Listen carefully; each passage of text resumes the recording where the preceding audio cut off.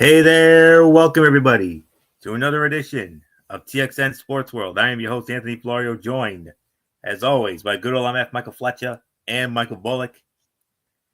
Another great night here on TXN Sports World here tonight.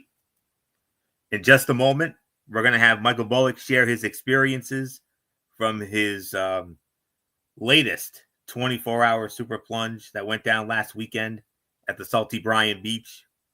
We'll have him share his thoughts on that in just a moment.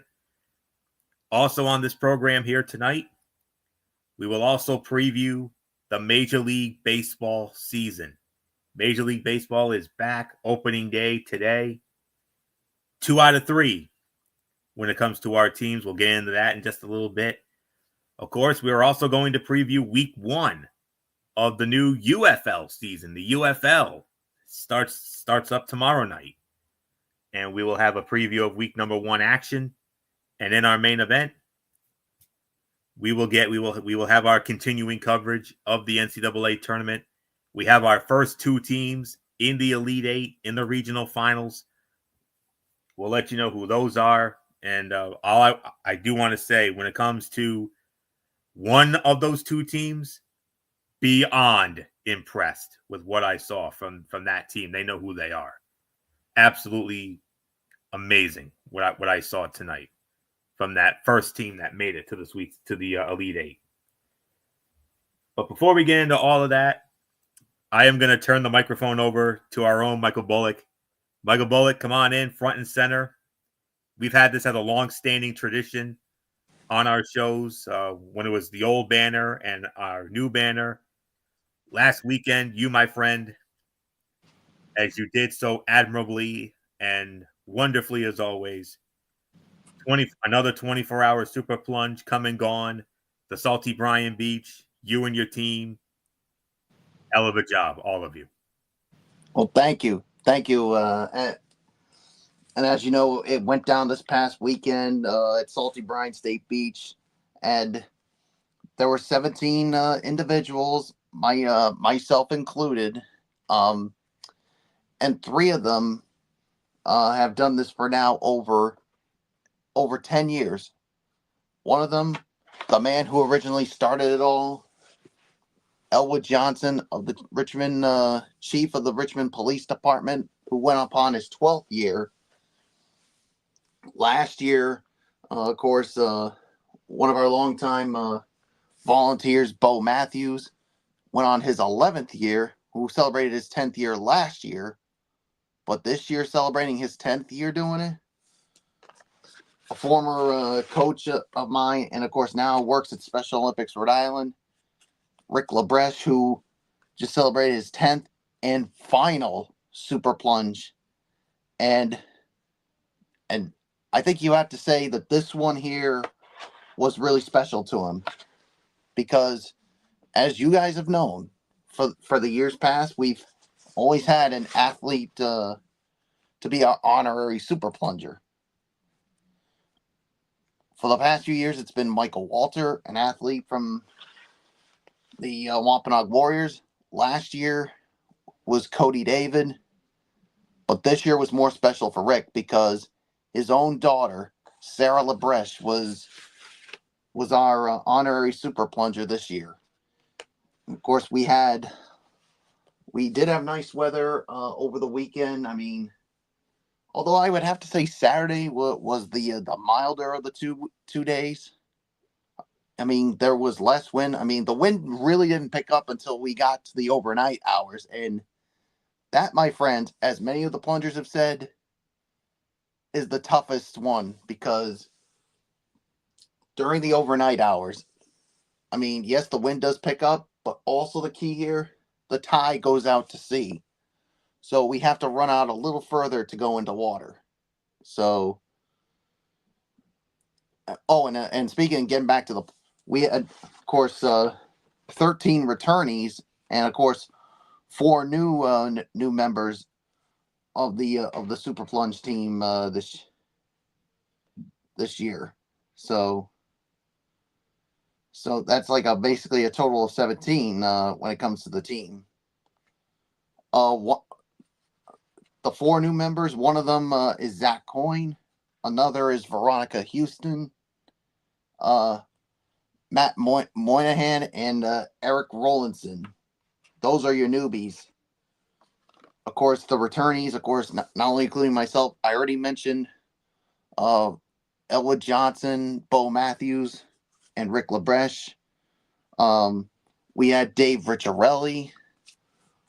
His son John is on the team, but unfortunately he didn't do the plunge, but he was still around with us being our towel holder. The reason why was because he had a broken rib and he was almost recovered, but the doctors wouldn't clear him. So, but he was still part of it.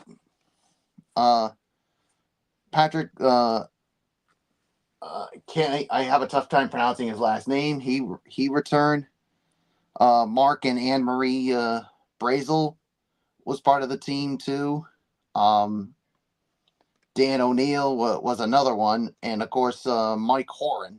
So yeah, this was an overall art. Well, first off, when it comes to my page, I raised over $5,800, and as far as our team overall, we raised as a team, as I can confirm as of right now, over $144,000 to all help benefit the great athletes of Special Olympics Rhode Island. Now, when you combine that along with the money that was raised for the unified plunge and the torch run plunge for the overall weekend, over $200,000 was raised. So, and of course, there were some plunges that were in. Of course, one I did at night was in honor of someone who died from dementia. But of course, plunge number 2 was dedicated to a longtime volunteer for the crew who unfortunately passed away. And Anthony, you know where I'm going with this, and we even mentioned this on our show. That would be the one and only Greg Jones. Yeah, and as you saw, some members of the team were wearing Jonesy Strong shirts. So absolutely, yeah, and of course, also we dedicated a plunge to someone who was responsible for this whole plunge, and of course she used to work with us at Special Olympics Rhode Island. Her name was Tracy Garabedian. I mean, without her, this whole torch run plunge doesn't even happen, especially the super plunge. It doesn't happen at all. So it was just great to see her there. And yeah, another plunge weekend in the books. And all I can say is it was fun. It was worth it. It was great. And of course, I want to once again thank Cloder Farms for providing the sheds for us, not only for the ones that we stayed in, and of course, we were also watching movies while we had our downtime. But they also provided sheds for the men and women's changing area, and also a huge thank you to Newport Propane for providing the heat for us during that time. So, and once again, of course, George's Galley is where we had our after party, and of course, a huge thank you to them for accommodating us throughout the years since we moved the whole plunge to Salty Brine State Beach back in, ironically, 10 years ago in 2015. So it was a great weekend. So any thoughts from you, Florio, or you, Fletch? Over $200,000 you all raised? Yeah, well, it's in total combined with not just what we raised as a super plunge team, but also combined with what was raised for the unified plunge and of course the torch run plunge itself. Well, not really any questions, but more of a that's comment. Why I just said thoughts. Yeah, thoughts, comments. If you will. Comments from you guys.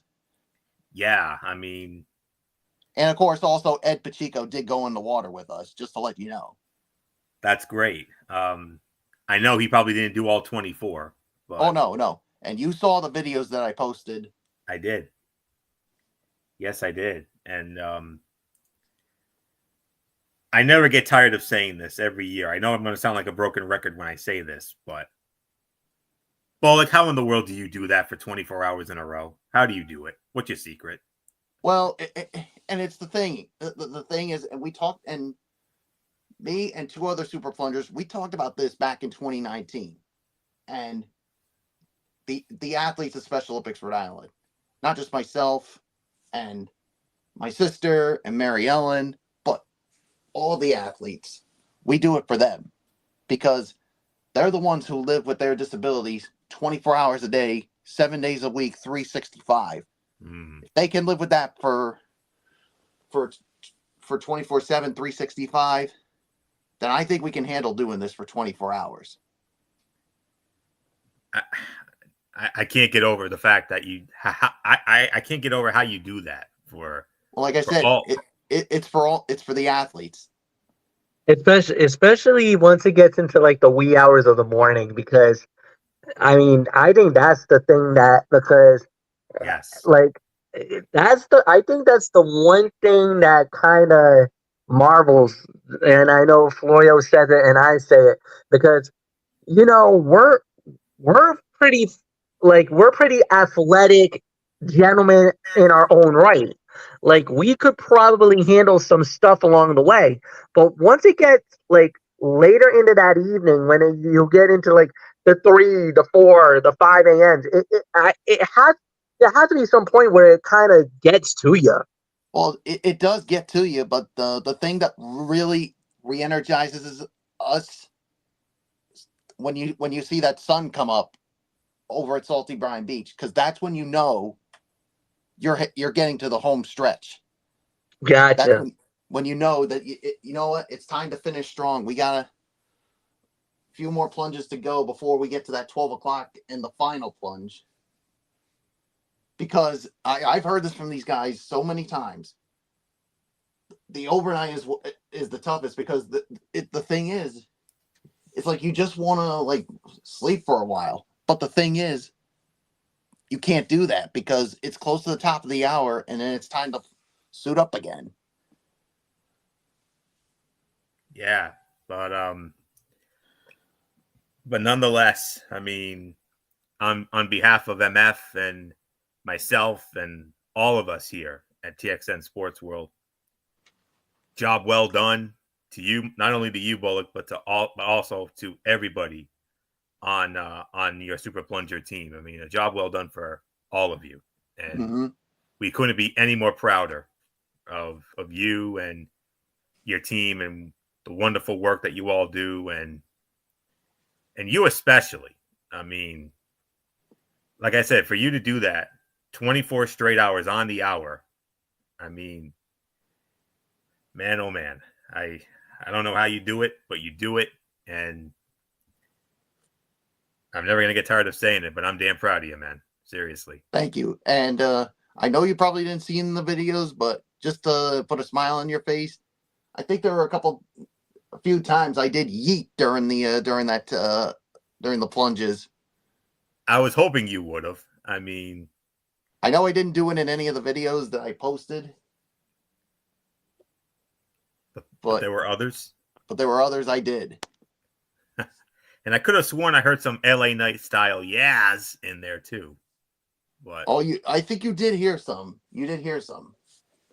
Yeah, I would have loved it if you would do a yeet. Maybe next year. Maybe next year for one of your videos. You could throw the thing a yeet is, in I there. wasn't gonna do videos of all 24 of them. I have to take a break once in a while. Oh yeah. Even if it's only one. I mean, I would have loved to have seen you lead your team in a yeet. That would have been awesome. But nonetheless, it is a yeet, no less. I mean, we love you and everybody that's a part of Special Olympics Rhode Island, a wonderful organization, a class organization, and I look forward to seeing you and a select group, a select few of our friends tomorrow night. We have another delightful group outing planned, and we'll set the game plan for that behind the scenes as soon as we're done here tonight. So And of course, the next big thing coming up, obviously for Special Olympics round, of course, we got the area games, but there's one that we always look forward to. 2 months from now. May what is it? May 30th, 31st, and June 1st this time around? I think it is. It's the state summer games over at URI. And we will most certainly have you share your experiences from that. This upcoming summer, of course, and we look forward to hearing about that as always. And but nonetheless, job well done, my friend, and everybody from Michael Bullock's Super Plunger team. And yeet, indeed. We love you. We appreciate you. Wonderful work that you all do. Fantastic work. And we're honored to have Special Olympics as a you could say somewhat of a unofficial sponsor and partner of TXN Sports World. Absolutely. So appreciate you guys. You guys are the best. We love you. So keep up the continued great work, and we look forward to talking about it again at this time next year. So all right. So with all that being said, gentlemen, I think it's high time we play some ball. What do you say? Play ball. Play ball, baby. Yes, sir. The 2025 Major League Baseball season. Yes, there was a brief 2-game series between the World Series champion Los Angeles Dodgers and Chicago Cubs at the Tokyo Dome in Japan. But today it officially started for real. It was for real. Opening day. And the first things first. Yeet. Yeet indeed. And gentlemen, this opening day, a little sentimental at first because, I mean, honestly, one person was on my mind today. I'm sure he was on your mind, both of you guys as well. And that was, of course, the late, great Mr. Baseball himself, Bob Uecker. And of course, yeah, absolutely. And of course, for me personally, of course, there's another person I can't help but think of. Well, when it comes to my side, of course, this is the third year now, of course, on the NESN side, of course, without the late, great Jerry Remy. Jerry Remy, the Rem Dog, yes. I mean, it's still hard to even watch a game on NESN without hearing that great voice of the Rem Dog. Amen to that, brother. Amen to that. And I said it before, and I'll say it again. These games will never be the same without Jerry Remy. Again, I say amen to that, brother. He was amazing. He was great at what he did. But of course, Bob Uecker, he passed away 2 months ago at the age of 90. And the very first game of the season, right out of the box, it was his team, the Milwaukee Brewers, squaring off against my team, your defending American League champion. Hang on 1 second. I was gonna. Yeah, here you go. You see it right here. You got it. I told you I would. Here you go.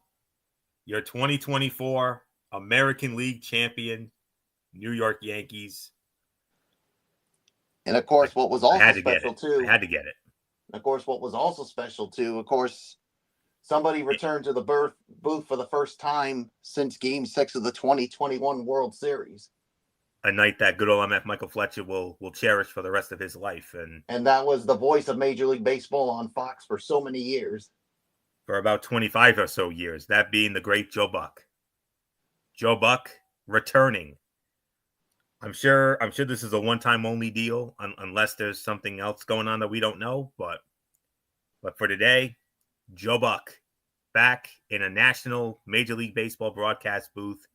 He worked alongside of Joe Girardi and Bill Schroeder. They called that Brewer-Yankee game today.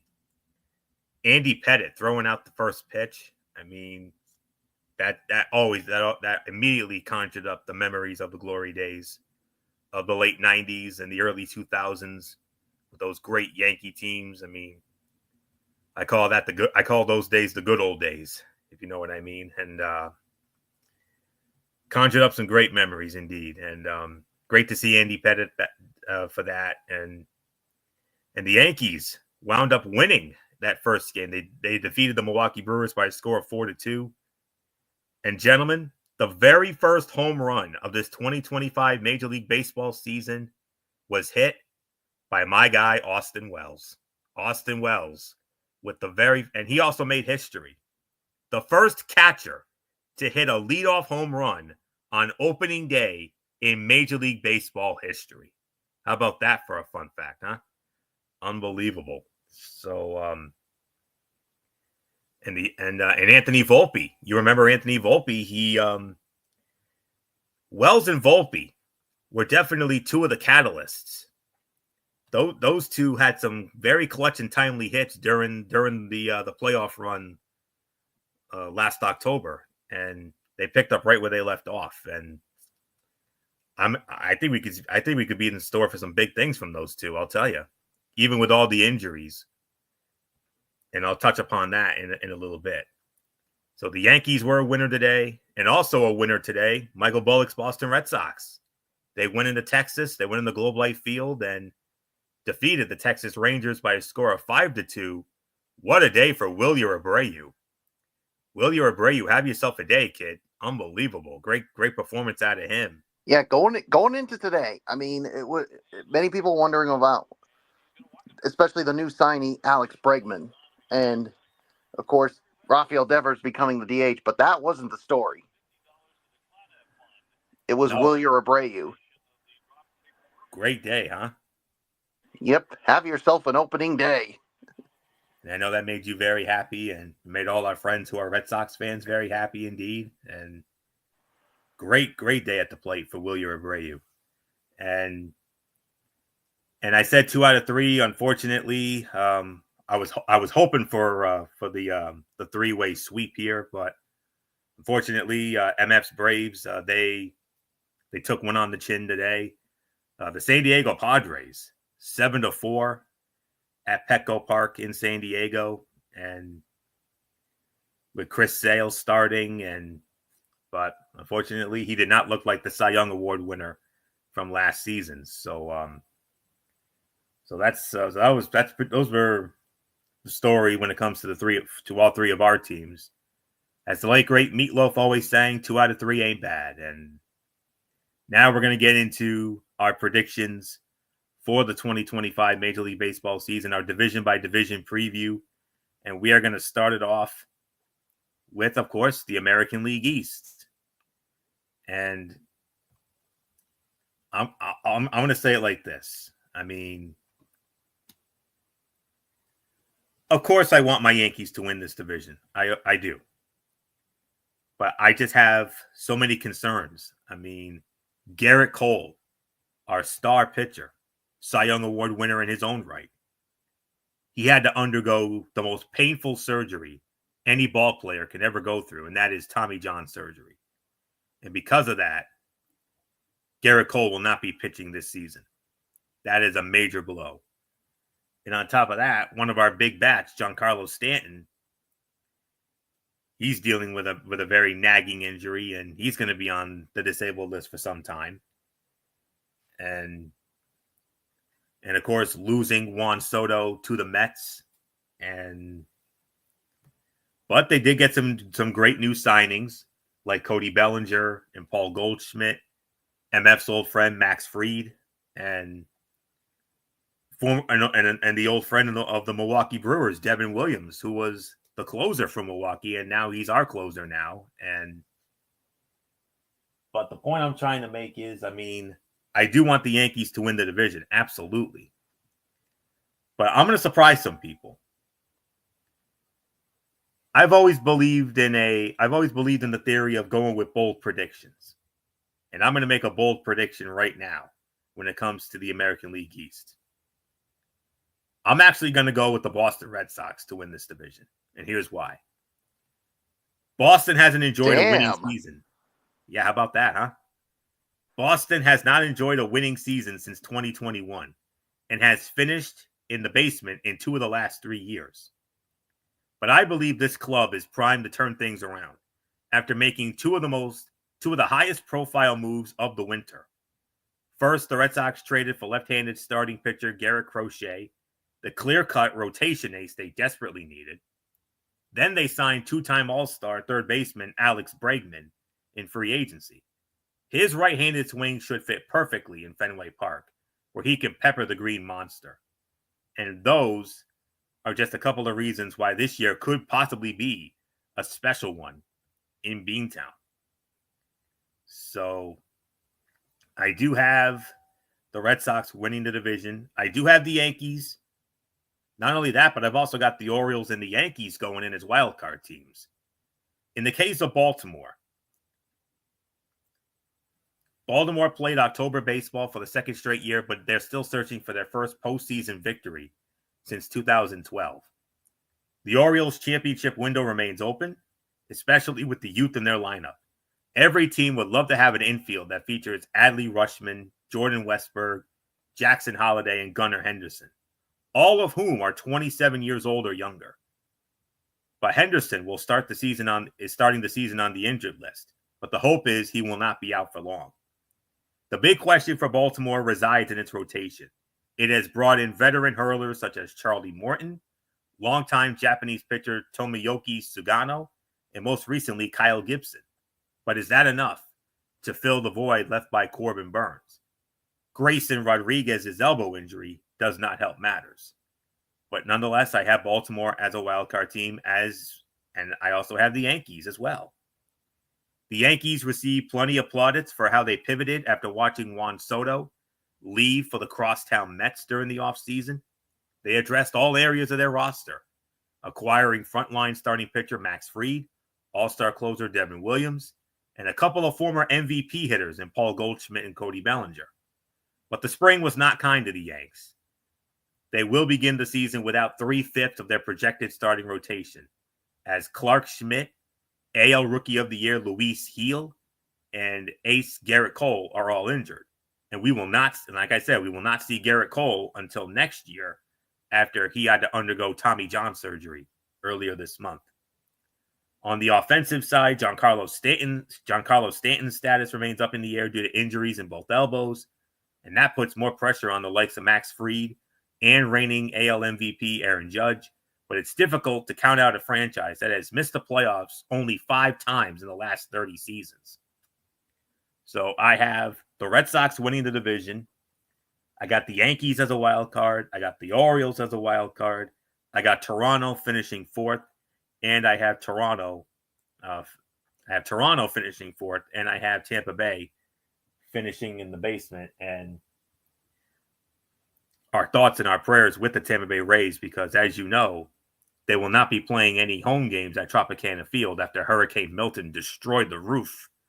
And we saw those haunting images of Tropicana Field without a roof. And because of that, the Rays will be playing their home games at George Steinbrenner Field, the spring training facility of the New York Yankees. So that's the story there. But I got Boston winning the division, Yankees 2nd as a wild card, Baltimore 3rd as a wild card, Toronto 4th, and Tampa Bay in the basement when it comes to the American League East. So our voice of Major League Baseball, our Joe Anderson, our Joe Buck, if you will, MF, your thoughts on the AL East?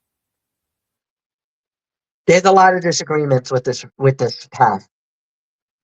Yankees win the division because I do believe their offense is going to guide the Yankees to the division title.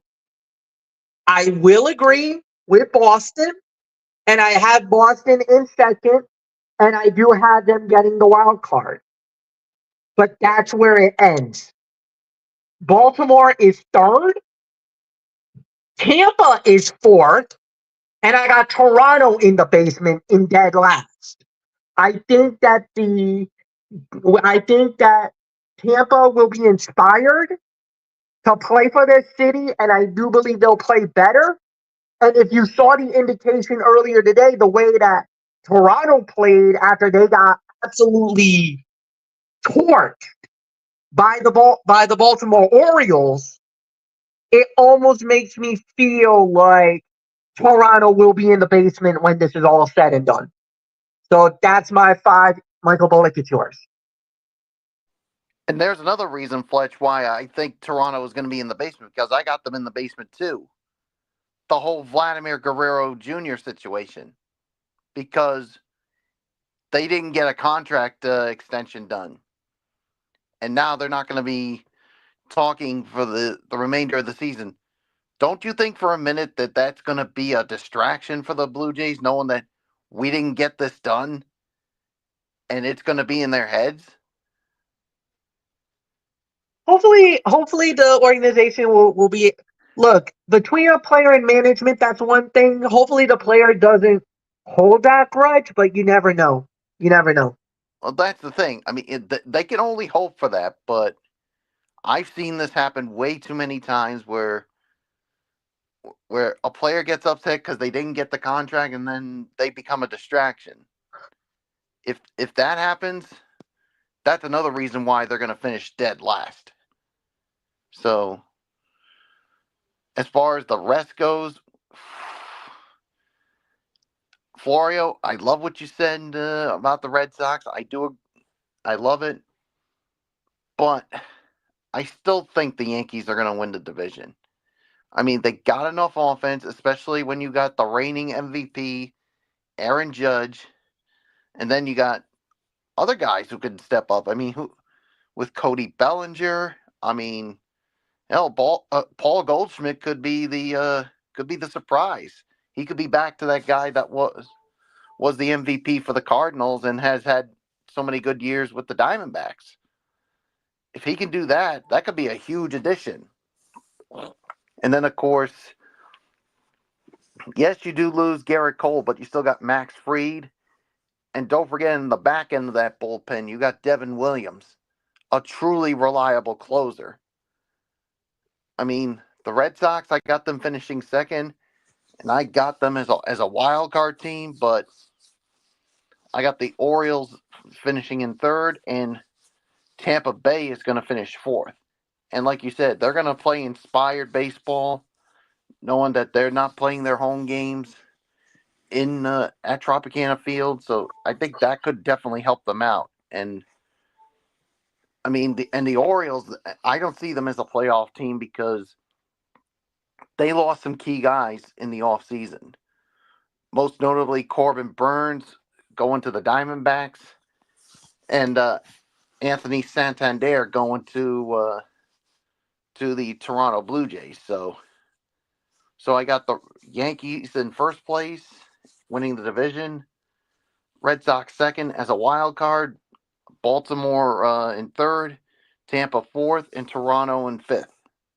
So let's move on to the American League Central. And I had a little bit of a brain fart earlier on. I meant to say Joe Davis, not Joe Anderson. I meant Joe Davis. As MF is our voice of Major League Baseball here. Our Joe Davis, Joe Buck, whatever you want to call it. So, all right. So with that being said, American League Central is our next division. Cleveland Guardians, the defending winners. MF, do they win it again, or are we going to see a new winner in the AL Central? No, I actually got a new winner in the AL Central, and I got the Minnesota Twins winning it all. I really like the three-headed monster, and obviously when you got Carlos Correa, formerly from the Houston Astros, now with the Twins. This is the second full season with them. I really think they're going to take the next step. With their, I really believe they're just going to have enough just to get by. I think it's going to be a two-horse race. I think it's Cleveland and Minnesota are going to be neck and neck. I don't see any of the remaining three being much of a difference here. I think it's going to be a neck and neck. This could go all the way up to the final game of the season. That's how close I think it's going to be. But I got Minnesota winning it all and winning the division. I got Cleveland coming in second, Kansas City coming in third, Detroit coming in fourth, and the White Sox coming in dead last. Michael Bullock, it's yours.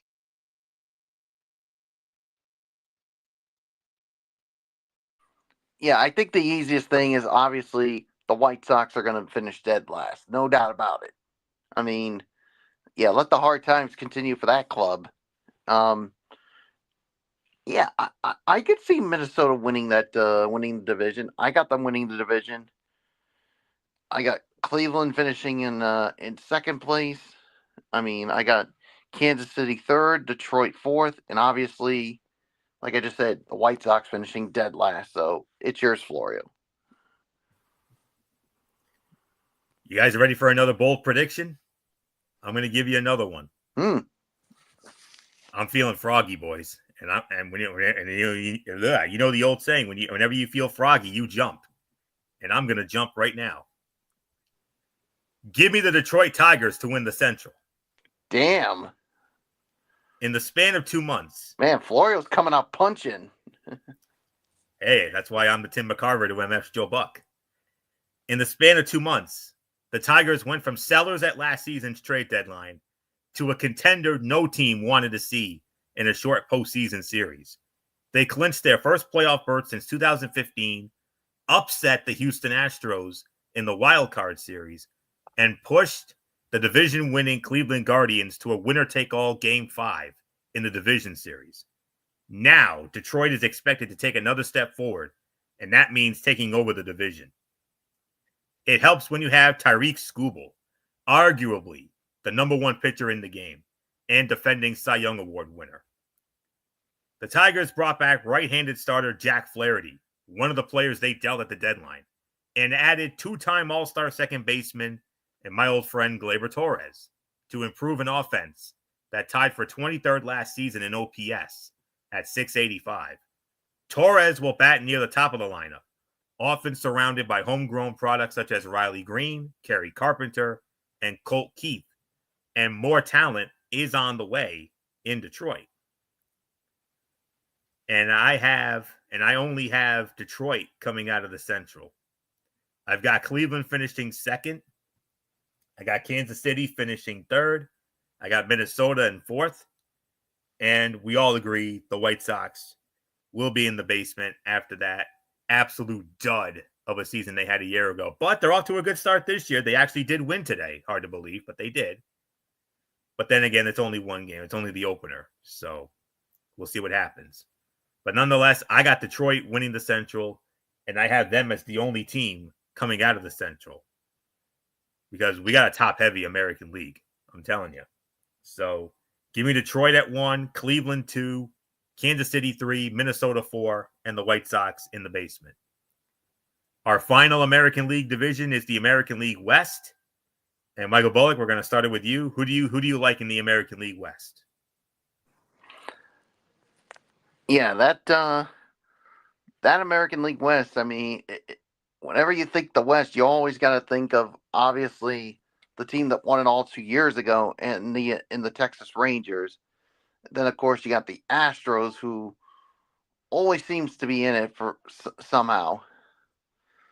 So it's tough, but I mean, as far as finishing in the bottom two, obviously the bottom two is going to be the Angels and the Angels finishing in fourth place and the A's finishing in last place. Now, as far as the who I got winning the division, that's tough. I mean, I'm going to go with the Texas Rangers to win it. I mean, I think this is going to be a bounce back season for them. I mean, after coming off of that World Series hangover, I mean, if some of their key guys can stay healthy, especially the guy that helped them to that World Series title, and Adolis Garcia, I think this team could win this division. So give me the Texas Rangers to win the American League West. And as far as who I got finishing second, I'm gonna go with the Houston Astros. I mean, and they're gonna be the team that's gonna come out of the wild card.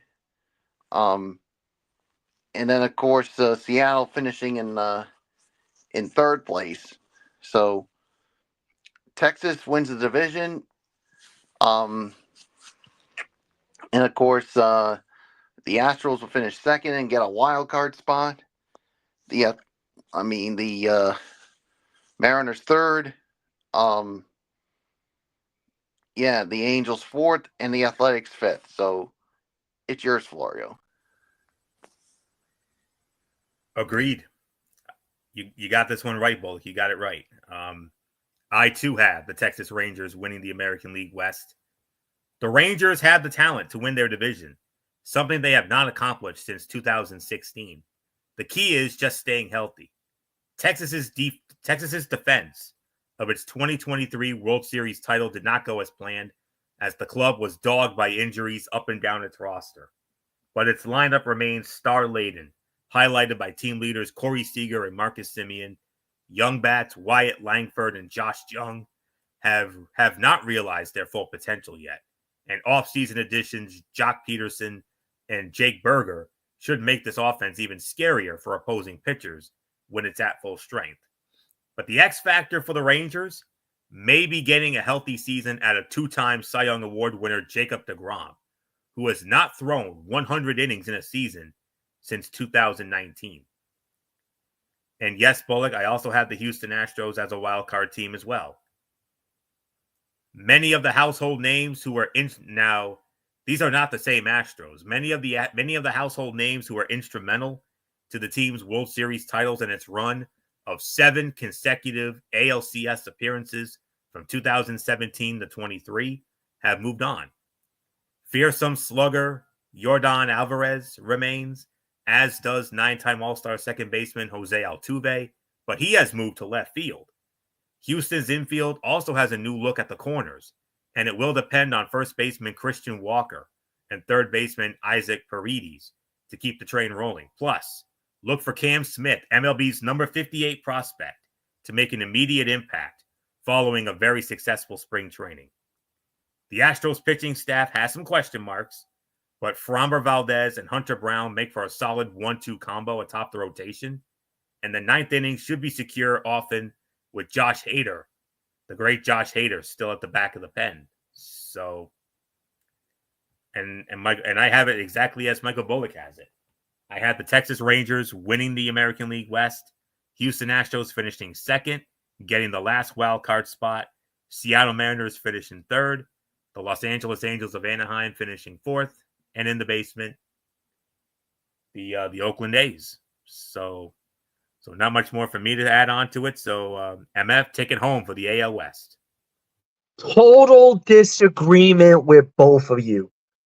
First, Seattle wins the division. I think Seattle is really good. I really like what I see. And I really feel like they're about to take the next step and they're going to be the division champions. Second, is the Texas Rangers, and they are a playoff team. I do have them getting the wild card. Third is the Houston Astros. They will also get a wild card spot, and that is where the wild cards would be filled. So for me, it will be Boston, Texas, and Houston. They'll get the wild cards. I actually got the Athletics fourth, and I think that they'll be fourth. And when it's all said and done, I do have the Los Angeles Angels of Anaheim dead last in the division. Nothing more to say. Anthony, it's yours. All right, MF. Okay, we're all making bold predictions here tonight. I love it. All right, now we move on to the National League, and we move on to MF's division, the National League East. I got to be honest with you. I mean, let's be realistic. We know it's not going to be the Washington Nationals, and we know it's not going to be the Miami Marlins. I got Washington finishing fourth, and I got Miami in the basement. This is a 3-team race. MF's Braves, the Philadelphia Phillies, and the New York Mets. I believe it's going to be a 3-team race when it comes to this. I've been going back and forth and back and forth and back and forth as to who I think is going to win this division. And MF, you're going to like what I'm about to say. I'm going with the Atlanta Braves to win this division. Much like the Texas Rangers, the Braves were severely hampered by injuries to foundational players last year. Ronald Acuna Jr., Austin Riley, Ozzie Albies, and Michael Harris II. They each missed at least 50 games in 2024. On top of that, ace pitcher Spencer Strider made all of 2 starts before undergoing season-ending right elbow surgery last April. Most of that crew will be ready to go on opening day. Strider, who has looked sharp in spring training, should be on the mound in April. Acuna, the unanimous 2023 National League MVP, should return in May from his knee injury. Mix those elite players with 2024 National League Cy Young Award winner Chris Sale and all-star outfielder Jurickson Profar, and you have a team that appears primed to reclaim the throne in the National League East. And oh, by the way, I got the Phillies and Mets also coming out of it as wildcard teams. I have the Philadelphia Phillies coming in second, and here's why. The Phillies have made it to the postseason for 3 consecutive years, increased their win total in each of those seasons, and are coming off their first division title since 2011. They are running it back with much of the same cast responsible for that success, with the hope that this is the year they can break through and win it all. Bryce Harper, Kyle Schwarber, and Trey Turner are all entering their age 32 seasons, and they remain the engine of an offense that ranked 5th in Major League Baseball in runs scored at 784 and tied for 4th in OPS at 750 last season. That lineup is complemented by a rotation headed by Zach Wheeler, last season's NL Cy Young runner-up. The Phillies struck a trade for left-hander Jesus Luzardo in December. If he can rediscover his 2023 form, when he struck out 208 batters in 178 2/3 innings for the Miami Marlins, he will strengthen what is already a formidable staff. And as for the Mets, Juan Soto should obviously work wonders for the Mets lineup. Watching him hit between Francisco Lindor and Pete Alonso all summer long in Queens is going to be must-see television. But the most crucial facet of this team will likely be its starting rotation. With Sean Manaea with a right oblique strain and Frankie Montas with a right lat strain opening the year on the IL, that group will head into the season noticeably shorthanded. Closer turned starter Clay Holmes was tabbed as the Mets opening day hurler. Tyler McGill, Griffin Canning, and David Peterson will slot in behind him.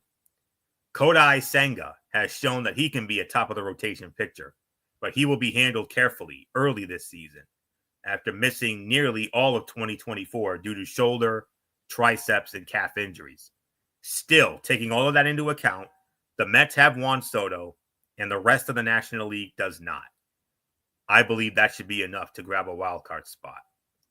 So I have the Atlanta Braves winning the NL East. I have the Philadelphia Phillies finishing second with a wild card. I have the New York Mets finishing third, also with a wild card. I have the Washington Nationals finishing fourth, and I have the Miami Marlins in the basement. So with that, MF, your division. Who you got? I think everybody agrees, and I think everybody's going to say it. This is the hardest division in all of baseball, because you got 3 legitimate teams that not only can win the division, but if you really think it realistically from top to bottom, you got 3 teams in this NL East that could make a claim that they could end up winning the World Series. Atlanta, Philadelphia, and the New York Mets, all 3 teams should be legitimate contenders for the LA Dodgers. They could be the ones that could upend the Dodgers and be the representative for the National League heading into the World Series this year. Like, that is phenomenal. As far as the division goes, I do agree Atlanta wins. Yes, you can say it's a homer pick. Yes, you can say that was a whatever you want to call it. But I do believe Atlanta's the better team, and I think they will get the job done. The second team is where I disagree. I actually had the New York Mets. I think the Juan Soto trade, combining him with Francisco Lindor, and they got a good young pitching crew that really helped them, especially down the stretch. And that back end with the bullpen, with Edwin Diaz as the closer, I would not keep your eye off of these New York Mets. I think the Mets will be second place. They will get a wild card. They go through. And I also believe the Philadelphia Phillies will also get the third wild card spot. And I do believe they will be in the playoffs as well. I do think that the Washington Nationals will be fourth. Miami Marlins will be fifth. Michael Bullock, it's yours.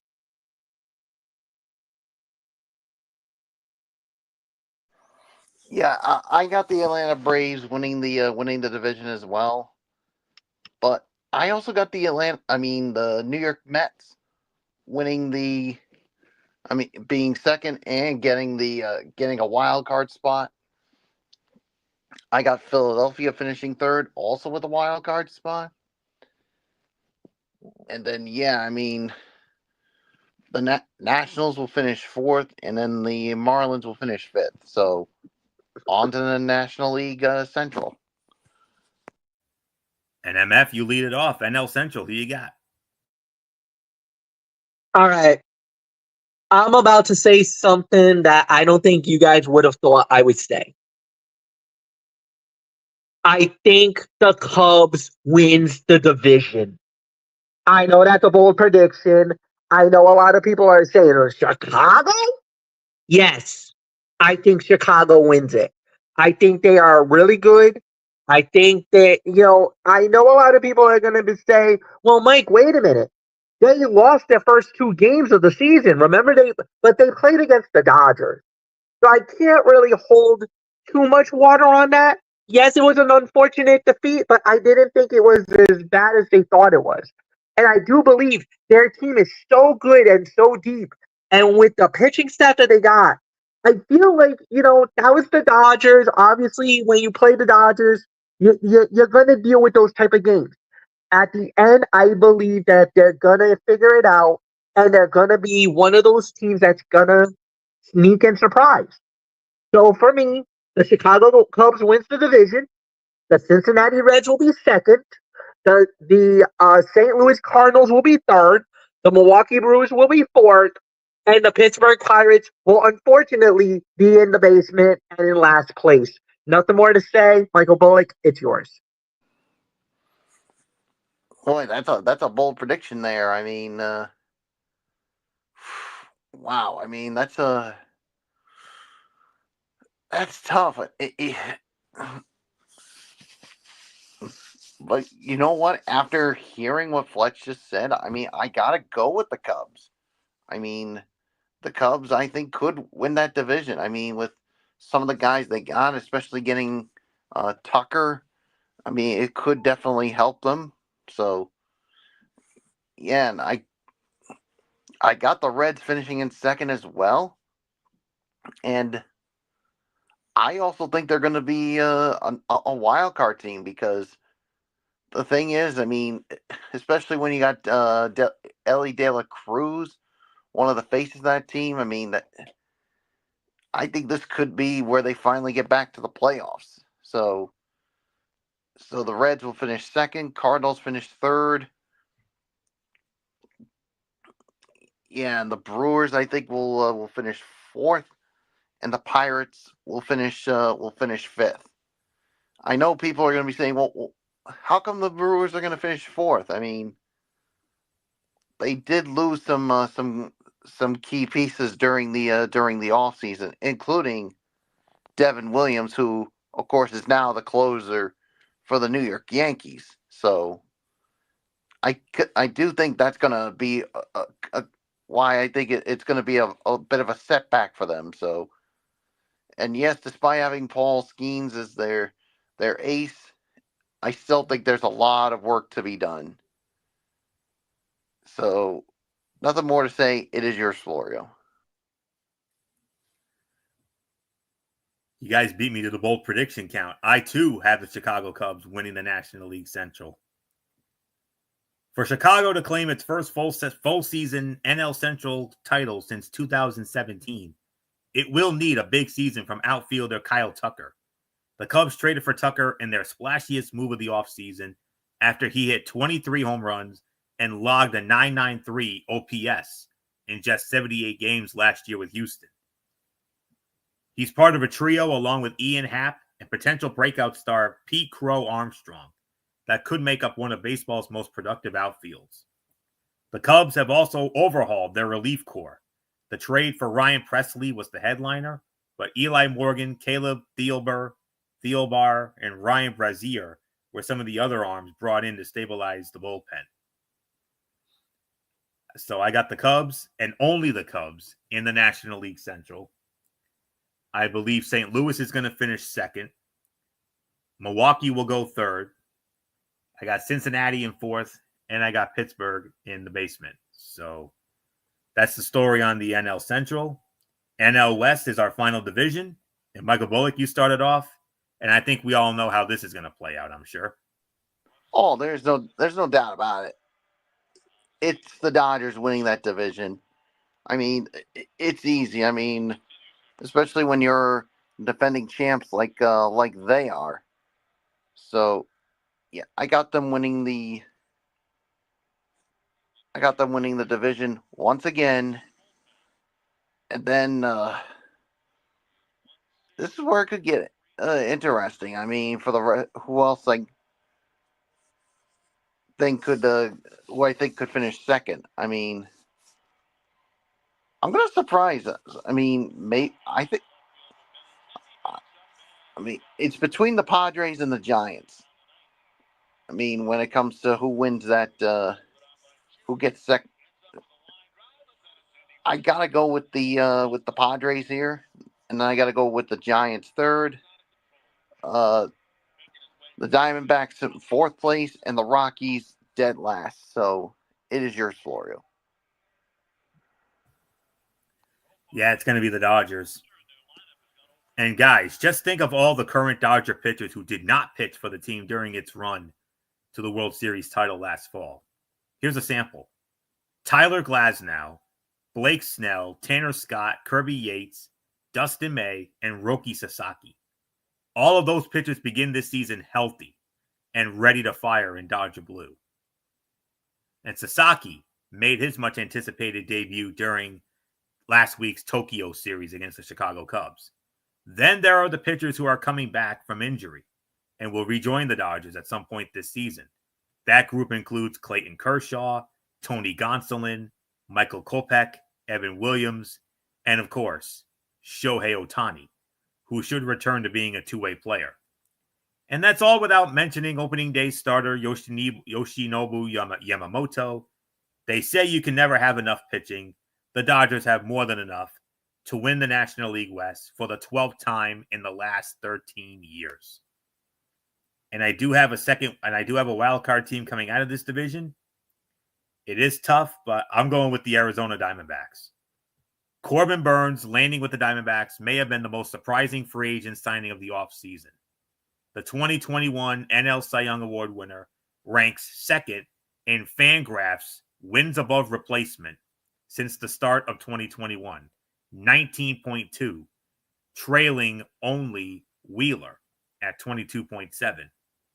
Teaming Burns with Zach Gallen, a healthy Merrill Kelly, Eduardo Rodriguez, and Brandon Pfaadt gives Arizona a fighting chance against any offense in the majors. Second baseman Ketel Marte is a bona fide star atop of Arizona's lineup, but that group lost a lot of pop when Christian Walker and Jock Peterson signed elsewhere as free agents. First baseman Josh Naylor, acquired in a trade with the Cleveland Guardians, will be looked upon to pick up the slack at first base, but it would really help the D-backs if the Corbin Carroll we saw during the second half of last season, who hit 17 home runs and had an OPS of .919, is on display for the entire year. So I have the Los Angeles Dodgers winning the NL West. I've got the Arizona Diamondbacks finishing second with a wild card. I have the San Diego Padres finishing third, the San Francisco Giants in fourth, and the Colorado Rockies in last. So that's the NL West. MF, take our MLB season preview home. All right. Obviously, Dodgers wins the division. I do agree that the Arizona Diamondbacks will be second. They will get the wild card. That's the last wild card spot. I got San Diego coming in third. I have the San Francisco Giants coming in fourth. And yes, I do have the Colorado Rockies finishing in dead last. And that will end it. So, Anthony, let's move on. All right. And we are going to move on now to another sport that will be starting tomorrow. It starts tomorrow night. The UFL. The UFL starts it off tomorrow night. And here we go.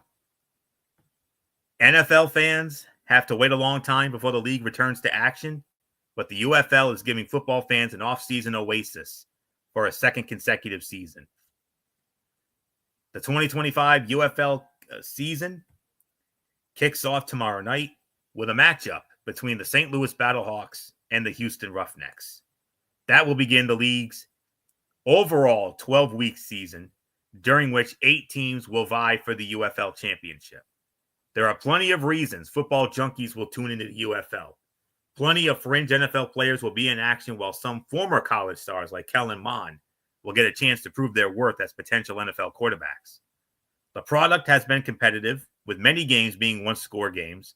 The league has also tested several innovations to its rules and technology that the NFL has adopted or considered in recent seasons. And of course, the league will also provide an opportunity for sports bettors to try to make some cash picking the winners of each game. So with all that being said, let's get into our first game. And this game will take place tomorrow night at 8 p.m. over on Fox. The aforementioned game between the St. Louis Battlehawks and the Houston Roughnecks. And this game, of course, will be, I do believe, at the TD Stadium in Houston, because the Houston Roughnecks, actually Space City Financial Stadium. And it actually is TD Stadium, but they changed the name. So it's now known as Space City Financial Stadium. And this game will be on Fox. I don't have the announcers. I don't know who the announcers are at this time. But what I can tell you is St. Louis is opening up as a 6-point favorite, and the over-under is at 37.5. The result of this game will hinge on whether the Battlehawks can effectively replace A.J. McCarron at quarterback, and whether the Houston Roughnecks can improve upon their last-ranked scoring offense from last season. They averaged almost 16 points a game. St. Louis is poised to trust Manny Wilkins and Max Duggan as its primary quarterbacks for the opener. Wilkins is in his 3rd season with the team, so his experience in Coach Anthony Beck's offense could allow for a seamless transition out of the 2-year McCarron era. The Battlehawks have a strong, experienced receiver room, which could help mitigate any post-McCarron growing pains. Meanwhile, Houston seems better positioned to find offensive success, especially if Nolan Henderson emerges as its starting quarterback. The Roughnecks averaged 21 points a game in the 3 games where he threw 10-plus passes. Houston averaged about 14 points a game in the games where he threw 4 or fewer passes, meaning they were about a touchdown better with Henderson in the lineup. With that in mind, it seems like Houston is ready to take a step forward, while St. Louis is facing uncertainty. As such, backing the home underdog against the spread seems like a good move, even if the Battlehawks remain likely to win the game. So I've got the St. Louis Battlehawks winning this game a little closer. I'm going to say 19-17. The St. Louis Battlehawks defeat the Houston Roughnecks. So not much more to say. MF, St. Louis and Houston kicking off the 2025 UFL season tomorrow night at 8 on Fox. Yeah, this is going to be a very exciting game. The Battlehawks are definitely going to be a very stronger team this year. I think a lot of people is kind of looking at them as maybe coming out of the XFL division, possibly playing for that championship at the UFL. We'll see how that plays out.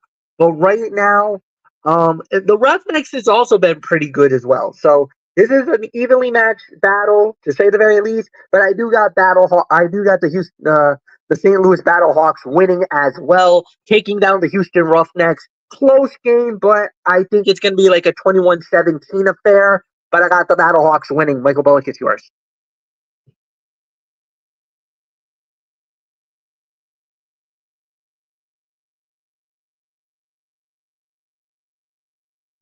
Bullock, are you there?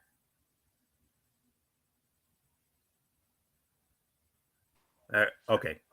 Yeah, I'm right here. St. Louis and Houston to kick off the UFL season tomorrow night. Who you got? Oh, who'd you guys go with? St. Louis.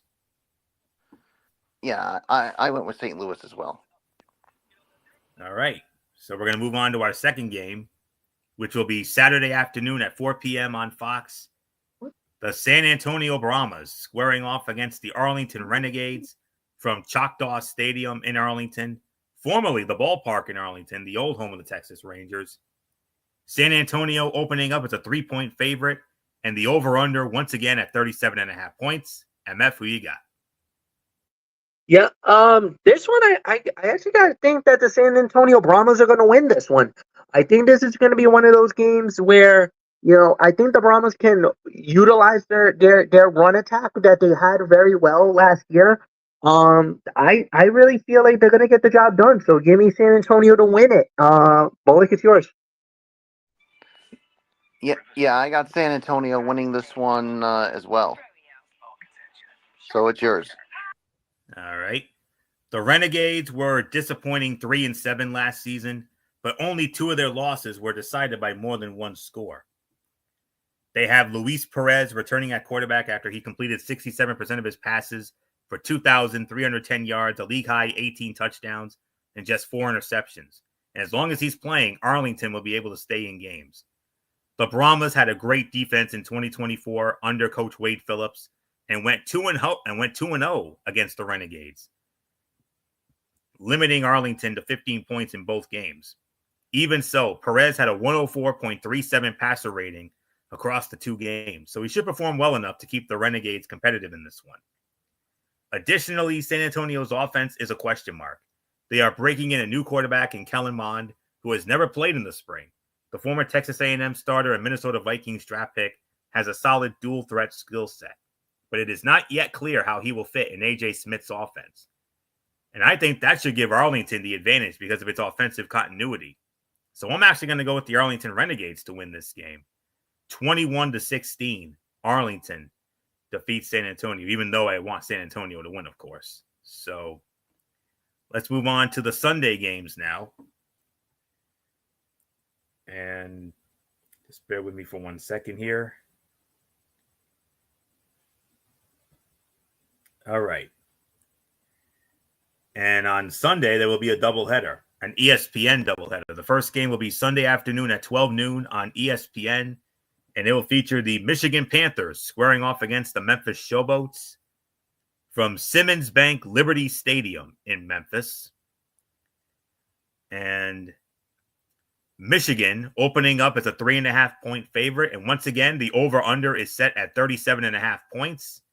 So, Michael Bullock, you can just give me a quick pick here. Who do you like here, Michigan or Memphis, in the game on Sunday? I'm going to go with Michigan. Okay. The Memphis Showboats entered this game in a state of turmoil. The team's new head coach, Ken Wisenhunt, stepped away from the team on eve of the season for personal reasons, and that will leave offensive line coach Jim Turner as the interim head coach. Wisenhunt was also Memphis's offensive coordinator, and they were set to break in a new full-time starting quarterback. Troy Williams was the team's only returning quarterback, while E.J. Perry and Dresser Wynn are also fighting for playing time.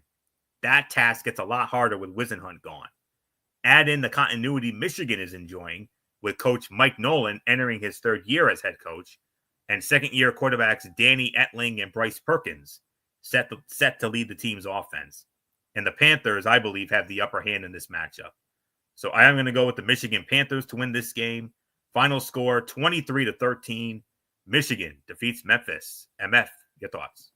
Agreed. Michigan Panthers should win this game. I really feel like They were the stronger team. They were a really strong team, no doubt about it. So I think they'll get the job done. They'll win this one on Sunday. Anthony, one game to go, and here we go. And it's your team, MF. Here we go. It's MF's team, the reigning, defending, undisputed UFL, and on top of that, 2 years before, USFL. So 3-time defending spring football champions, the Birmingham Stallions, squaring off against the DC Defenders from Audi Field in Washington, D.C. 3 p.m. kickoff on ESPN, the second half of the Sunday afternoon doubleheader on ESPN. Birmingham opening up as a 7-point favorite. And we actually have a different over-under. The over-under set at 40.5 points. Like the Memphis Showboats, the DC Defenders, they also lost their head coach on the eve of the season. Reggie Barlow took the head coaching job at Tennessee State. And as a result, quarterbacks coach Shannon Harris is set to take over the team. The good news for DC is that Harris has been with the team for multiple seasons. That should allow returning quarterback Jordan Tiamu a chance to avoid any pitfalls with the chains, though there still may be some growing pains. That said, this game was going to be difficult for the Defenders, even with Barlow. Skip Holtz has a 26-4 regular season record coaching the Stallions, and Birmingham has arguably the most loaded roster in the league. Matt Corral, Alex Magoo, CJ Marable, Jace Sternberger, and Deion Kane represent just a handful of the team's offensive weapons. The only question is about how Birmingham will fare without defensive coordinator John Chavis in tow. He always got the most out of their stop unit. So Corey Chamblin will have to make sure there's no drop-off as he replaces the veteran coach. Even with that minor concern, it is impossible to pick against the Stallions. They are the class of the UFL, and it will take a lot to unseat them from their perch atop the league. I got the Birmingham Stallions winning this game. My final score, 28-20. The Birmingham Stallions defeat the DC Defenders. MF, 3 years in a row, they've been the champions, and I'm going to be honest with you, they're my pick to win a fourth. Yeah, I also got Birmingham as well. I think, offensively, defensively, they're the most complete team. They've always been that. And when you got Skip Holt, by far the greatest coach in spring football, I don't think there's much for us to say here. I think this is going to be, a given, and I do believe they'll win again. So nothing more to say. Michael Bullock, it's yours.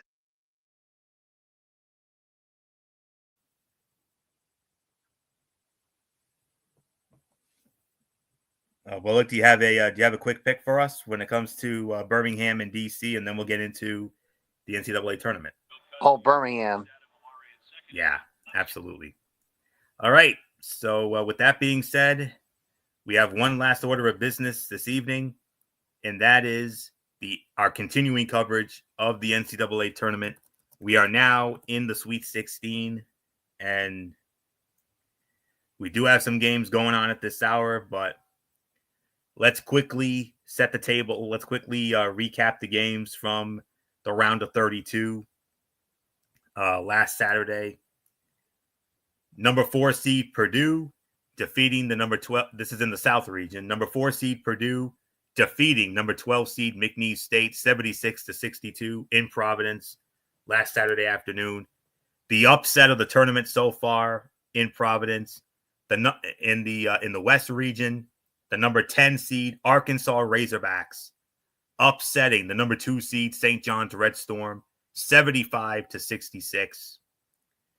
And then in South region action, the number 5 seed Michigan Wolverines defeating the number 4 seed Texas A&M Aggies 91-79. And then this is in the West region, the number 3 seed Texas Tech Red Raiders defeating the 11 seed Drake 77-64. And these are the Saturday results, by the way. And then South region, number 1 overall seed, the Auburn Tigers defeating the number 9 seed Creighton Blue Jays 82-70. Another upset here. The in the East region, the number 6 seed BYU Cougars upsetting the number 3 seed Wisconsin Badgers 91-89. And then in the South region, number 1 seed, or the Midwest region, I should say, number 1 seed Houston Cougars defeating the 8 seed Gonzaga Bulldogs. Great game here, 81-76. And then rounding out the Saturday action over in the Midwest region, the number 2 seed Tennessee Volunteers defeating the number 7 seed UCLA Bruins 67-58. And then round of 32 games on Sunday. The game of the tournament so far. What a game this was in Raleigh. You heard a lot of screaming Michael Fletcher moments during this one. In the West region, the number 1 seed Florida Gators just barely getting by the number 8 seed UConn Huskies 77-75. I heard there was some controversy in that game, but it was Florida who pulled it out. And that means we're going to have a new national champion this year, guys, because UConn was the back-to-back defending champion. East region action, the number 1 seed Duke Blue Devils, no trouble with the number 9 seed Baylor Bears, 89-66. And then in Midwest region action, the number 3 seed Kentucky Wildcats defeating the number 6 seed Illinois Fighting Illini, 84-75. East region action, number 2 seed Alabama Crimson Tide over the 7 seed St. Mary's Gales, 80-66. Another exciting game.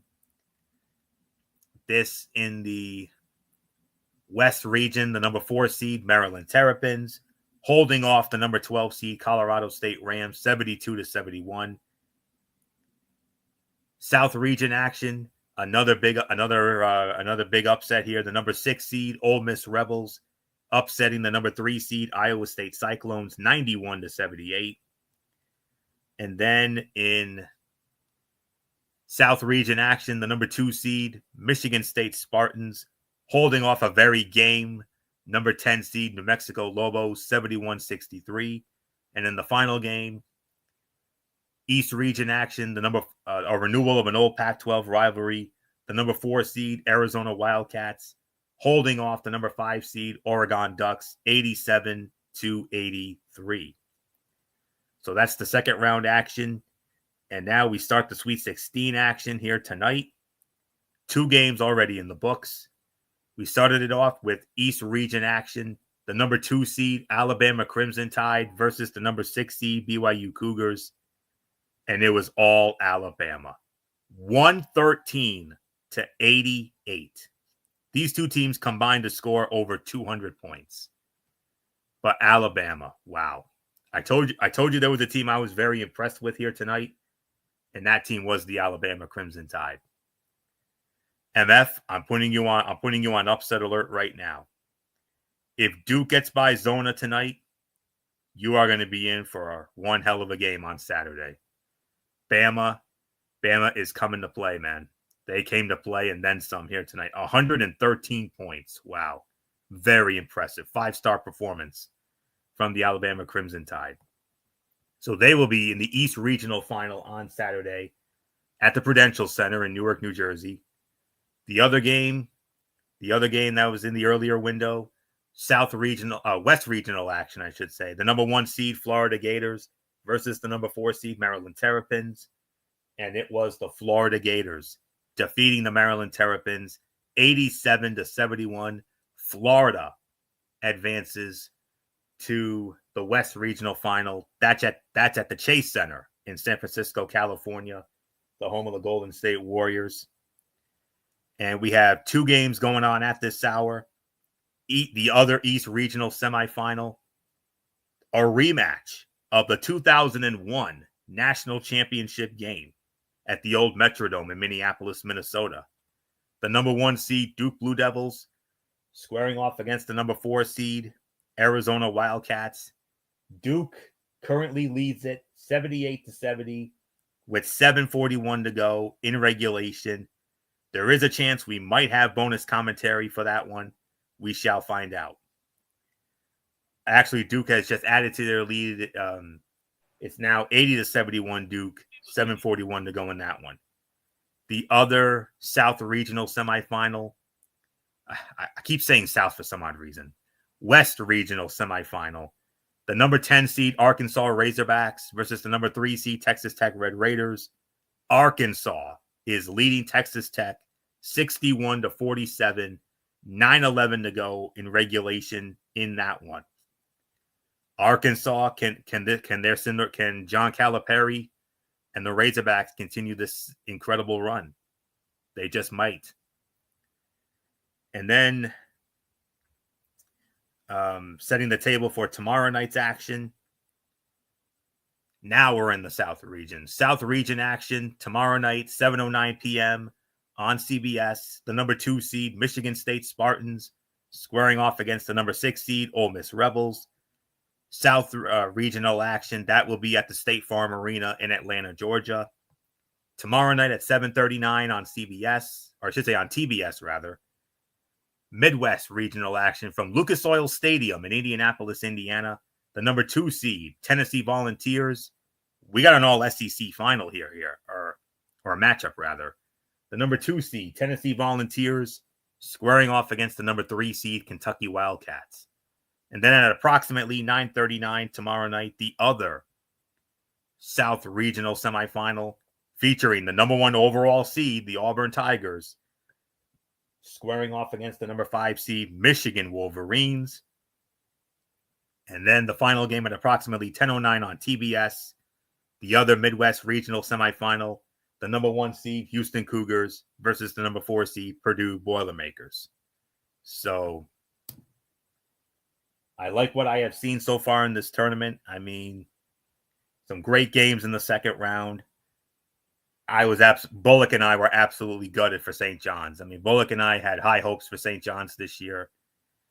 But credit where credit is due to Arkansas. I mean, John Calipari and company getting it done. But then again, it did not help matters for St. John's when their star player, R.J. Lewis, who was the Big East Player of the Year, went 3 of 17 from the field. That is not going to get it done. And I think that's the reason why they lost this game. And on top of that, like I said, a lot of the results went pretty much as I expected. I mean, nice win for Ole Miss against Iowa State. That was another standout performance for me. A BYU with that nice win over Wisconsin, and everything else pretty much played out as it is. That UConn-Florida game, oh my goodness, that was the game. I know there was a bit of some controversy in that game. I heard about it. I was at a family outing during that game, but you heard MF. I mean, you heard those screaming Michael Fletcher moments. I mean, there was a lot of Shakespearean drama in that game, and UConn almost had them. UConn hung with Florida, man. But it was the Florida Gators who got it done. And at the start of this Sweet 16, we have 4 conferences left. We have the SEC, the Big 10, the Big 12, and the ACC. No Big East teams in this round.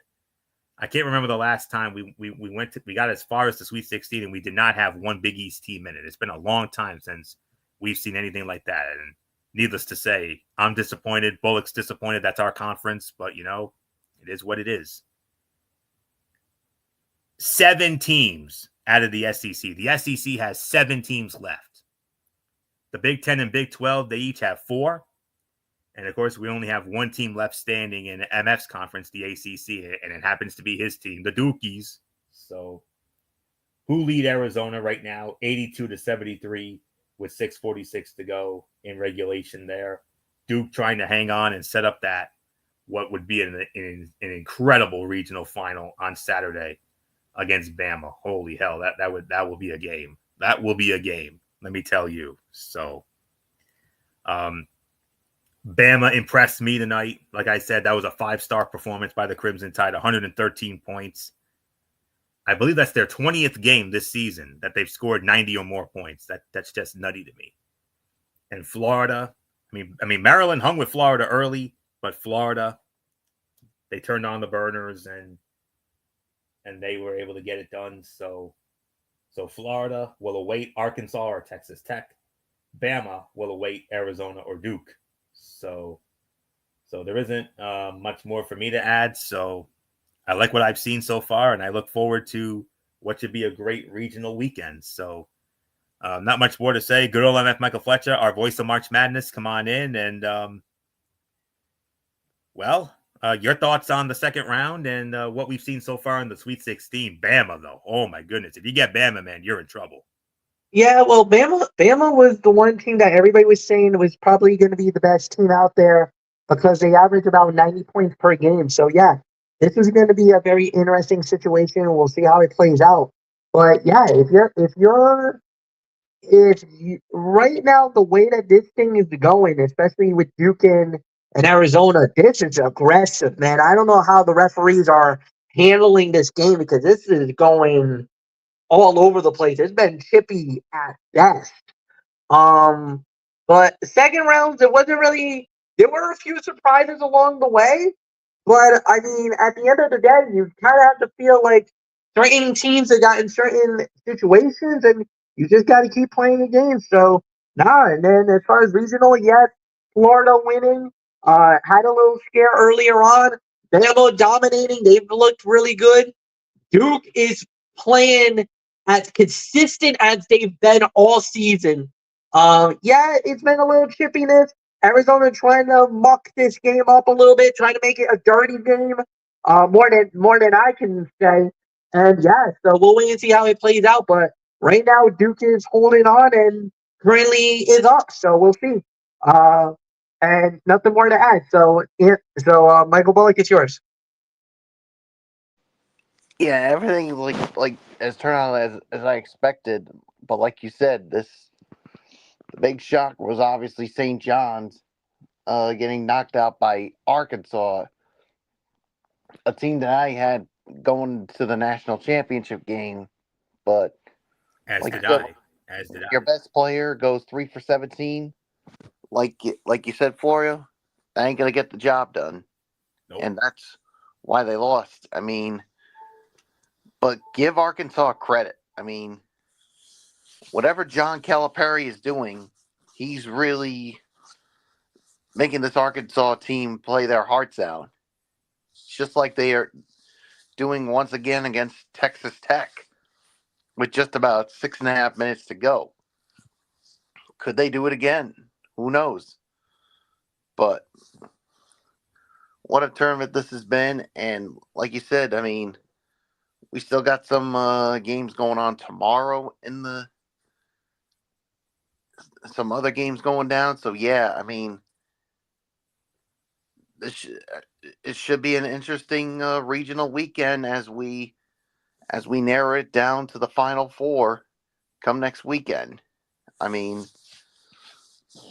like you said, Duke right now is they still have a 9 point lead with just about under 6 minutes to go. So Arizona's just got to try to play smart. I mean, if they can somehow keep it to single digits here, they could have a chance to once again be bracket busters, just like what Arkansas was last week. I mean, so we'll see what happens. So there's really nothing more for me to say. So Florio, I mean, I don't know what we do next, but if this stays uh, within single digits, it could require some bonus commentary. It's possible. I mean, right now, I have Duke up 86-77 on my end. I got Arkansas up 63-55 with 63-56 rather. And yeah, 63-56 with about 6 and change to go. So yeah. Of course, some small bits of news that crossed the wire this week. Two big signings in the National Football League. Russell Wilson signing with the New York Giants. And Michael Bullock, Stephon Diggs is now a New England Patriot. How about that? So, Yeah, it's about time. I mean, especially them getting a receiver that they so desperately needed. Yes. You got him and you got Matt Collins. So we'll see how that goes. And the other big news that the other quickie news and views item that came across on the wire this week, it will be the end of an era when it comes to college football on CBS. Gary Danielson has announced that this year will be his final season as the analyst for CBS's college football coverage after 36 seasons. And in 2026, Charles Davis will be his successor. So, And because those of were that, the big news. and because of that, of course, now we know We have a new number 2 team, J.J. Watt. J.J. Watt, starting this season, J.J. Watt will be working with Ian Eagle and Evan Washburn when it comes to the B team, the 2 team of the NFL on CBS. No worries, Jim Nance, Tony Romo, and Tracy Wolfson will still be the A team, of course. So nothing to worry about there. But those were the other big stories that came in across the week. Russell Wilson signing with the New York Giants, Stephon Diggs signing with Bullock's Patriots, and Gary Danielson calling it a career. This will be his final year in the booth. Alongside of Brad Nessler, Charles Davis will succeed him starting with the 2026 season. So those were the big news of the week. And so with that being said, do we want to get into some bonus commentary here, or is it out of reach enough? I mean, it's your call. It is an 8-point game. There is about 3.5 minutes. I know there's a TV timeout coming up soon. So I don't know if you want to take it now or not. What happened there? All right. Well, they just called a foul on Duke. Cooper Flag just got hit with a foul, and there is a timeout on the floor. So, the Sweet 16 jersey. All right, yeah, timeout on the floor. So I don't know, guys. Your call on this one. Okay. Well, I don't know. I mean, 89-81 with because of course you guys are ahead of me, of course, and officially we got 89-81, and there is, I want to say, 3 minutes and 22 seconds left. 3:22. Okay. So that might be it may be I think it may be warranted. So all right. Well, we do have a timeout on the floor. So we do got to wait for the game to come back. So yeah. So MF, I mean, I know this is conjuring up a lot of memories for you, considering this is an MF special. I mean, Arizona and Duke, 2 of your Mount Rushmore teams in the college hoops. Mm-hmm. Yeah, no doubt about it. I mean, these are 2 really good teams that we're looking at right now, and yeah, this is exciting. You know, we got coming down to the wire with everything riding on the line. Like you said, the winner moves on to the Elite 8 on Saturday night to play Alabama. So, I mean, we'll see. I mean, this can go a number of different ways. This is a fight. This is a dogfight right now. Duke had a big lead. I think it was like a 40. Had like a 12-point lead. Arizona's just plugging away, and like I said, it got to a point where the game started to get a little dirty, a little grimy, and so we'll see how that plays out. But yeah, so we're just waiting on. Like I said, we do have a timeout on the floor with 3:22 remaining, and we're just waiting on the game to return. Yes, and Cooper Flag was credited for the foul, just to let you guys know on the last sequence. So there was a foul on the play, and it will mean 2 free throws for Arizona. Game reset. As I said, it is 3:22 remaining, 2 free throws awaiting, 89-81. There are 2 timeouts remaining for both teams. If Duke gets another foul, if Duke right now would be in the 1-on-1 if they go to the free throw line. Arizona 2 free throws all the way. Bryant 2 free throws coming up. Got the first. It's now 89-82.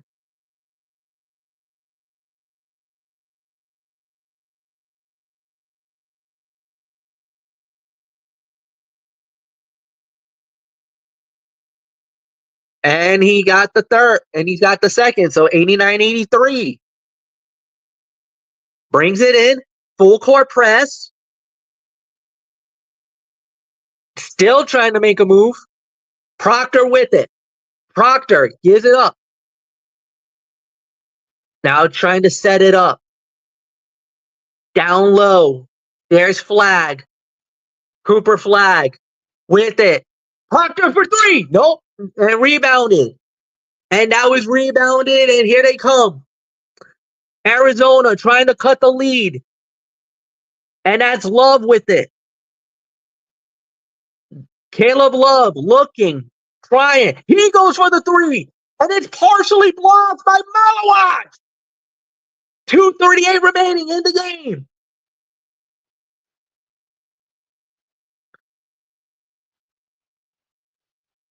Duke trying to get it. Flag with it.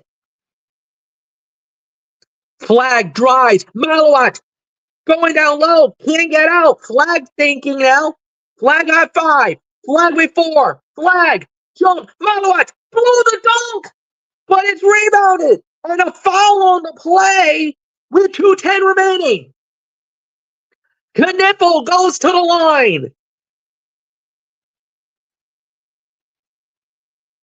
Malawat missed the dunk, and then Kniffel got his hands just checked on the rebound as he firmly got the rebound.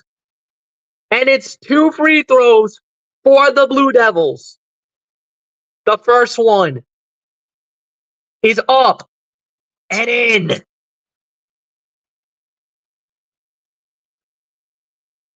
Malawat just front rims the dunk, and then Kniffel got the rebound and got hacked. Colin Kniffel, 91% free throw shooter, and is cool on the other side of the pillow. 91-83, Duke ahead. That was for you, Stuart Scott.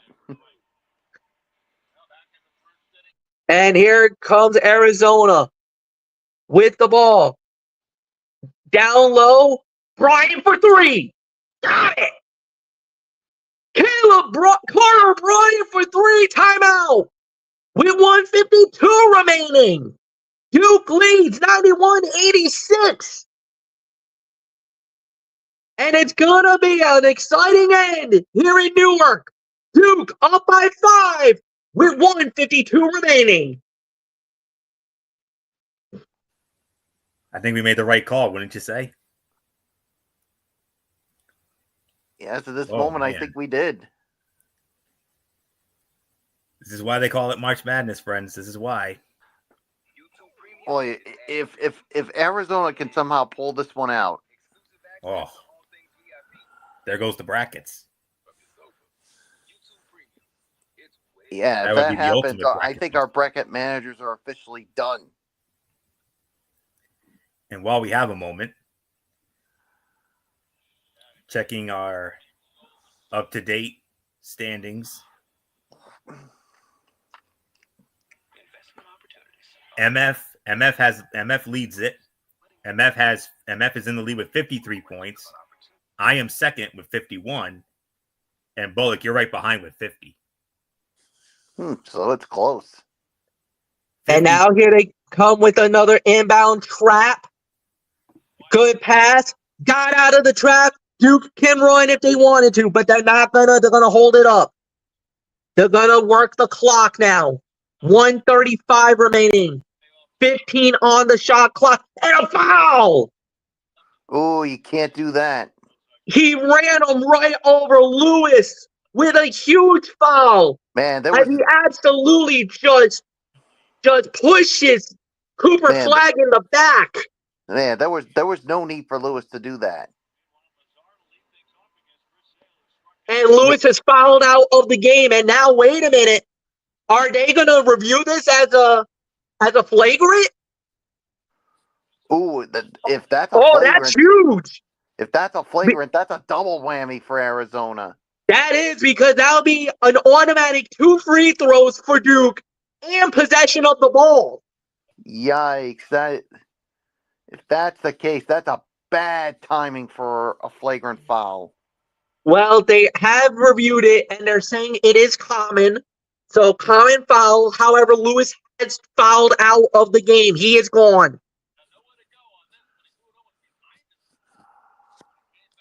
91-86. 92-86. Duke ahead.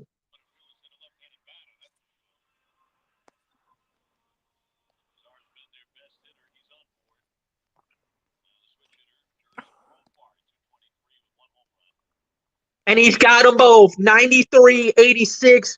Duke up. 1:33 remaining. Here comes Arizona trying to do anything to keep this game alive, to keep their hopes alive. There's a pass down low. Tries to drive the lane. Nothing. No rebound. Malawatch got it. Duke can run clock now. Cooper Flag with the ball. And he just now slows it up. We're coming down to 1 minute in the game. And we are now officially at 1 minute. Shot clock at 13. Cooper with the ball. Waiting. Just drive. He's going to drive. He goes to the bucket. Cooper Flag. No, rebound. By Duke. And now they're just going to play a little game of keep away now. Foul. With 44.5 remaining. I think that's just going to about do it.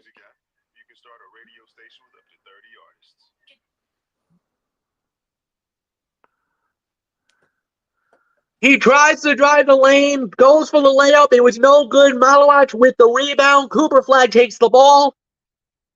In and out on the first one. Arizona needed that. Meanwhile, we got Cooper some drama Flag, an going on with 82% free throw Arkansas and shooter. Texas Tech. First missed free throw tonight. But he got the second. 94-86. Duke ahead. 44.5 to go.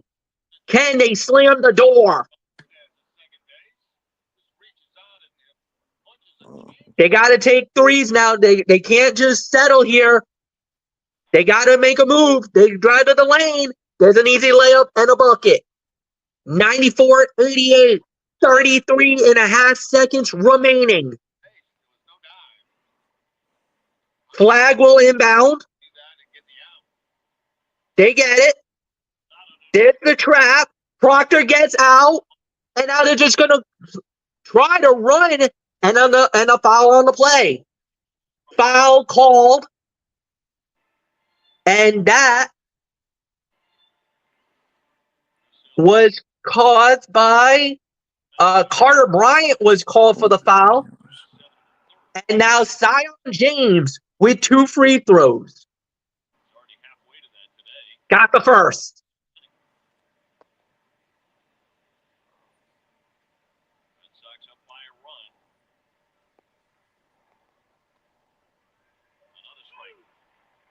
going for the second, and he got it. 96-88. Bryant just explodes to the bucket. Carter Bryant got it. 20 seconds left. And a timeout on the floor. Arizona has just called their last timeout. We'll be back. 20 seconds left. Duke maybe having a data destiny against Alabama. 20 seconds will decide that. Well, we got some drama in Arkansas. We have another big finish.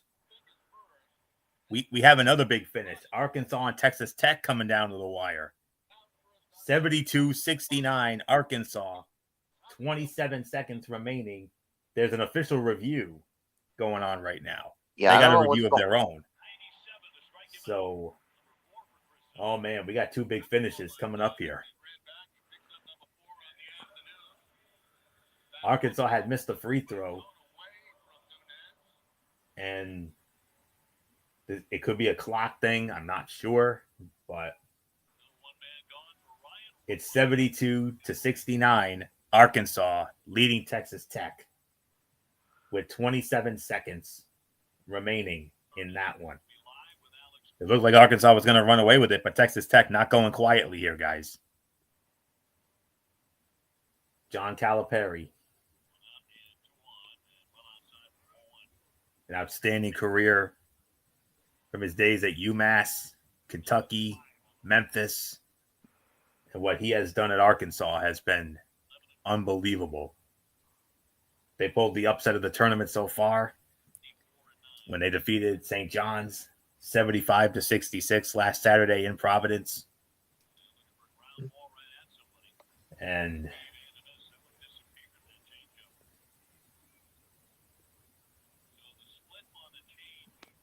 all right, and we are back. Basically, there was an inbound. Cooper Flag has been not fouled, so he's going back to the free throw line to shoot two more free throws. So we have now 18 seconds left here in Newark. We are keeping an eye on the other game. That's in San Francisco. And as a matter of fact, I can now confirm it's tied 72-72 in that game with 9 seconds remaining. OG. So we got that going. And Cooper Flag hit his first free throw. That makes the game now 97-90, but he's got one more free throw to go. And I think Kevin Harlan's doing that Arkansas-Texas Tech game. He hits the second, so it's 98-90.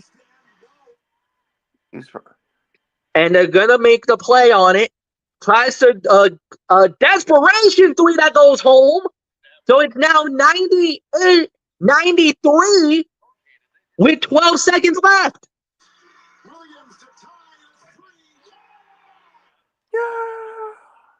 And Cooper Flag, I believe, just got fouled. Oh, no, that's Con Knipple who just got fouled, who just got hacked. So it's 9 seconds left, 9.2, and Knipple will now go to the free throw line. Con Knipple to try to ice this game, to take this to a 3-possession game. And he does. The first one through 99-93. It's 2 possessions. If he hits this one, it'll be 3.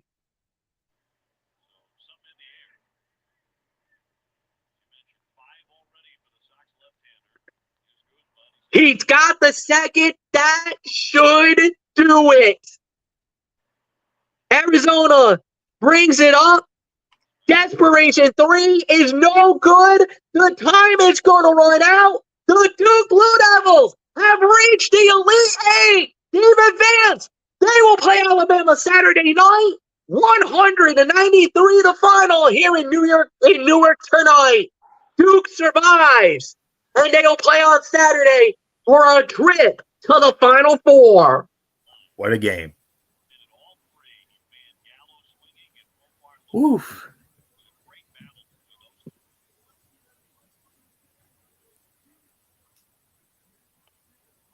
The East Regional Final is now set. Saturday night on TBS and True TV, it will be the number 1 team Duke versus the number 2 Alabama Crimson Tide. Oh, baby. That is going to be a fight.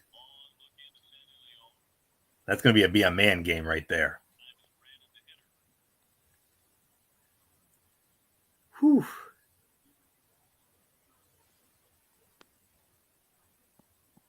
And you know what?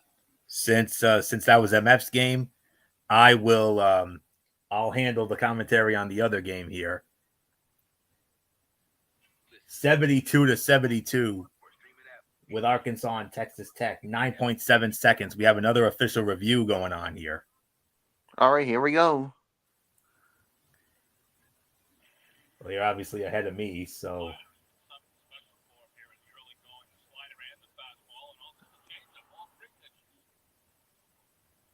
Texas Tech is out of timeouts. Arkansas has one.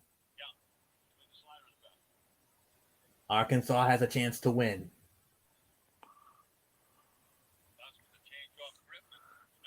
Man into the bucket. No, put it in. No, we're going to overtime. We got overtime, gentlemen.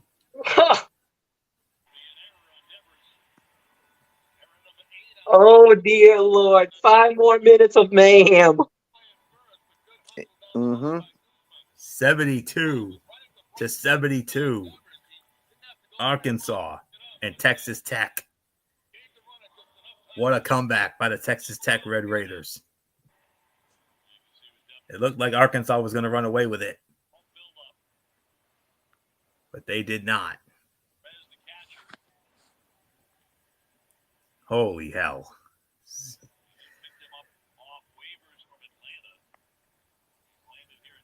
Well, I don't know what else there is to say. I mean, do we dare do the bonus commentary for this, or should we just call it a night? I think we could call it a night. We'll just recap you guys tomorrow on the result. Okay. Yeah, I say we just call it a night. Okay, so because who knows how long this is going to go. This is true. All right.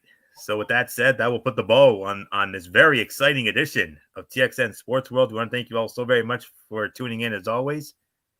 And MF, hit us up tomorrow night. Cerebral Smack Talk. Is it going to be another 10:30 start, or is it going to be back to 11? How are we doing it? No, it's going to be back at 11 per the usual. And what we'll do is we'll do, obviously, TNA. We'll do SmackDown Live.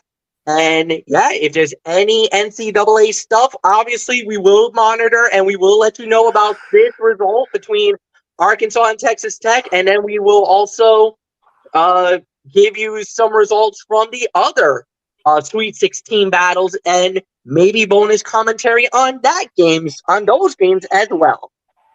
Okay. So tomorrow night at 11 p.m., immediately following SmackDown over on MF's channel, Brace Fan 95, another edition of the Cerebral Smack Talk, TNA Impact, Friday Night SmackDown reviews, and of course, we will have our continuing coverage of the NCAA tournament. And then after that, we'll be back at we'll then be back with you on Tuesday night for another, right back here on the Tone 25 for another edition of Ridiculously Raw, where we will review Monday Night Raw and NXT. And then I don't know. I don't believe there will be enough. I don't think we're going to have any content to do a TXN Sports World next week. So I believe we'll then move it to Friday night for SmackDown, for TNA, for SmackDown. And I believe we're also going to have a preview of the Final Four on that show. So that's all we've got for right now. So until tomorrow night for the Cerebral Smack Talk over on MF's channel, Brace Fan 95. This is Anthony Florio here for good old MF Michael Fletcher, for Michael Bullock, and of course, always in forever in spirit, our first lady of our shows, the one and only Twisted Angel Didi Woodson. You know the routine, everybody. Thumbs up. Talk to you later. Yeah. Throw it up Fortune 4 style. Bye for now, my friends. God bless. Be good to each other. Have a blessed Friday, and until tomorrow night for the Cerebral Smack Talk, you've been watching TXN Sports World right here on the Zone 25 on YouTube and StreamYard.com. For everybody who has been a part of this one, for now, Anthony Florio, so long, and bye, everybody, bye.